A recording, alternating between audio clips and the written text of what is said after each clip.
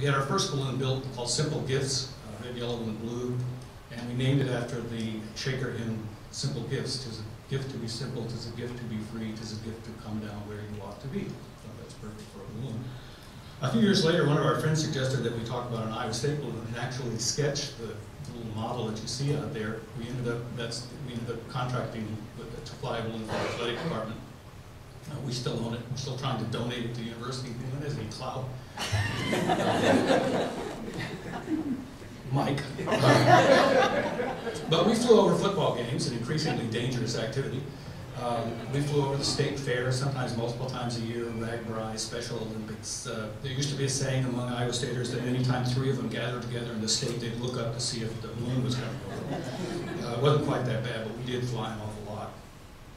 We flew balloons for about 20 years, and about 2/3 of the way through that, as Mike indicated, I got interested in university politics again. I got elected to the faculty senate and sat in it a few years and got increasingly discomforted by what was going on. And finally, as chair of the LAS caucus, I was encouraged to run for president. So I did, and to my stunned amazement, I won. And but I had, by that time, a laundry list of stuff I wanted to do. We jumped in and we rewrote the governance document at the faculty senate. And before that, everybody had been elected. The whole slate was elected each year. There's no history. Nobody remembered anything. So I had it set up so that we had a president-elect. And I was the only person in the entire room, 100 senators and hangers-on and so forth, who did not grasp that that meant I was going to stay another year and train the next president. It was right here, Denise Sarkozy.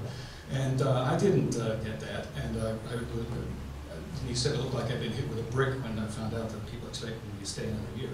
But that first year, we rewrote the promotion and tenure document. We started cleaning up the faculty handbook, realized there were all sorts of crap left in there from the 1900s and stuff.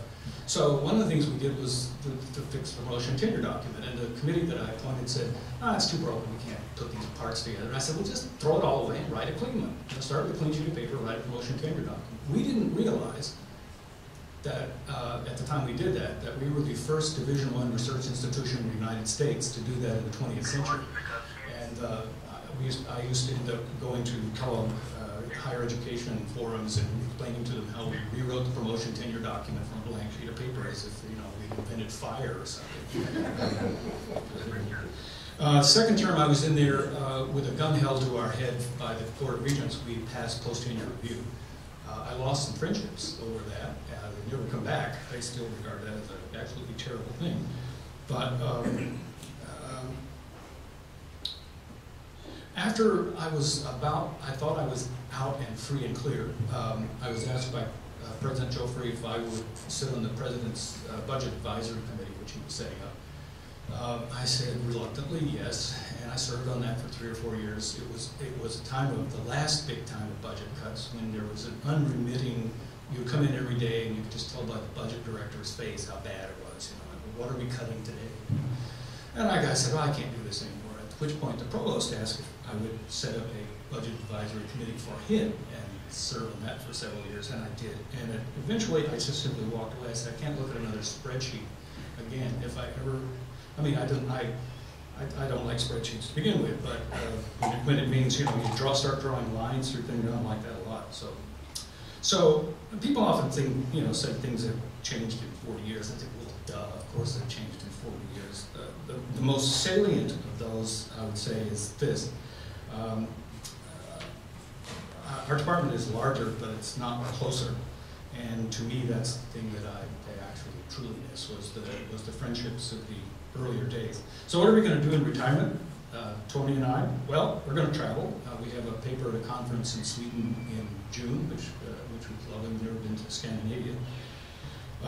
We're still working on, Dan and I are still working on a video project on Thorsten Veblen, who lived for a number of years here in Iowa in Shelbyville after he got his PhD at Yale and couldn't get a job. The standard explanation is Norwegian discrimination. I don't know what that means necessarily, but I don't know. But that series is called The Accidental Theorist.